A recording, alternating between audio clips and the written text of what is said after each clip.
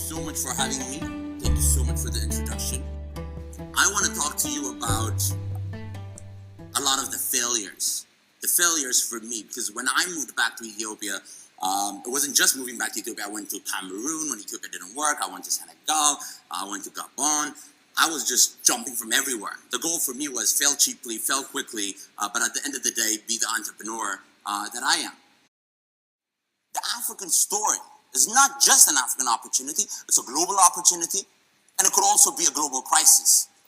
So when countries fail, they affect everybody, because we're global neighbors. It's a global world, it's a global nation.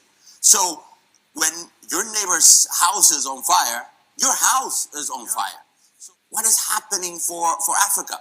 For me, I define that as the African opportunity. We've seen the movie play in other markets. We've seen the movie play in other countries. And in ours, it's just starting. I want to give you a case study. When I talk about the crossroad, let's take the Ethiopian farmer, for example. The average Ethiopian farmer in 1990 had 5 hectares of land and roughly around 6-7 kids.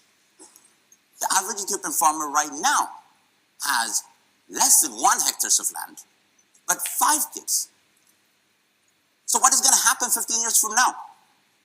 So when you have 85% of your population that are farmers and that are living in this 1 hectare that are going to be divided, we are at a time, a rare time, a junction where the land cannot be divided anymore. So what are the other 4 kids going to do? Everybody is talking about, the population dividend that we're going to get. That is only if Africa develops the right way. If it doesn't develop the right way, this is a crisis. And that crisis is already happening. Look at Ethiopia, for example. Ethiopia is one of the biggest sources of migration around the world, but it's also one of the biggest destinations of migration for its neighbors. Africa is approaching a crossroad where we have 2 paths. There's this fantastic opportunity to go on the right path, but there's also a potential to be in despair. And we're all playing in that movie. So what is the solution? The solution is simple. You have to create a lot of jobs. But the problem is, again, this is a global economy. China doesn't want to give up its jobs. America wants its job back. In fact, if you want to get elected, all you have to do is, claim that you're bringing jobs. In the past, when you're looking at the rural farmer wasn't connected. The rural farmer didn't have a Facebook account. Right now, the rural farmer in Ethiopia actually has Twitter. They are on Facebook. They're connected. They know what you're doing. And they want to be part of the global economy. When you want to create jobs, there are 2 key factors: governance and infrastructure. But there are 8 to 15 countries in Africa that I would never dare step foot in. Why? Because of governance. Because who in their right mind is going to work in Mogadishu? No one. I'm a crazy guy, so I have an office in Hargeisa, and Somaliland is much better than Somalia, but a huge difference. I can't work in South Sudan right now. I can't work in Eritrea. Those are my brothers. That's my neighbors. But I can't work there. I can't work in Sudan. I can't work in Libya. There are many places. So governance blocks us. And we are trying to see this big improvement. If I want to create businesses, the quantity of jobs I could create and the quantity of jobs I could create are dictated by the type of infrastructure that exists. Because at the end of the day, we say the world is global. So whatever products that I'm making, I'm not just competing with Guinea or Gambia or Senegal. I'm competing with a factory in Denmark, or a factory in China, a factory in Singapore, and all the transportation is so much better, and I have a better opportunity to export to my neighbors, but it costs more because the infrastructure is not in place. Across those 2 factors are bottlenecks. It dictates the kind of jobs you could create, the kind of businesses that you could do. So how can we change this? First lesson is perspective. What do I mean by that?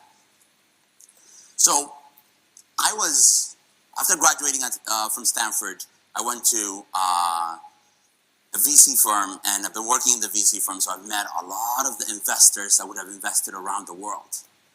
And so when I decided to move back to Ethiopia, I told those are the people that I knew. Those are the Rolodex that I have. So I started talking to them. I started trying to get them to invest. Oh my God. I didn't get a single penny. When I'm talking with a middle-aged man from any Western nation, they don't remember a time when New York or London was ever like Addis, was ever like Nairobi, was ever like Lagos. So for them, they would automatically just cannot relate to it. They don't remember a time when the US was like that. But when I'm working with my partners that have worked in Shenzhen, if they were born in the 1960s, they remember. It was just like Addis. It was even worse. So for them, it was an opportunity. So that automatically they're saying, we need to find a way to quickly invest. They get it. So find the right business that have seen the movie play, that believes in that movie. It doesn't matter. I'm not sitting here saying, don't work with American businessmen. That's not true. But the American businessman that doesn't get it is going to slow you down. But the American businessman that gets it and that wants to invest and that wants to do the right thing is the partner that you have to work with. So solutions on the ground. When I decided to move back to Ethiopia, it was not an easy decision. I thought I could do it from Palo Alto. I started a mobile business. Thought it could be done. Why not? Talked to my dad. He said, Sam, let me tell you, there was this young Ethiopian lady. She went outside and she's desperately looking for something. A wise old man comes over and says, young lady, what are you doing? And then she says, I lost my needle. I'm looking for my needle. I can't find it. And he goes, okay, hold on. I'm going to help you. So he rolls up his sleeves and he says, first, where did you lose the needle? And she says, oh, I lost a needle inside the house. He goes, what? Then what are you doing outside? She said, oh, it's dark inside. The light is outside. It took me a while to get that. But that's what I was doing. And that's what a lot of businesses are doing right now in Africa. You see, the opportunity, the know-how, the resources is here. If the needle's inside, that you are not going to find it outside. Maybe your role is not to go inside. Maybe your role is to open up the roof, put up the light, and help the lady find the needle. And the last point that I want to make for you is you can impact from everywhere. In whatever. So if you are a lawyer, go into the best law firms, partner, and guess what? All the American businesses that you want to work for, they're coming to Africa. They're hiring on the same price.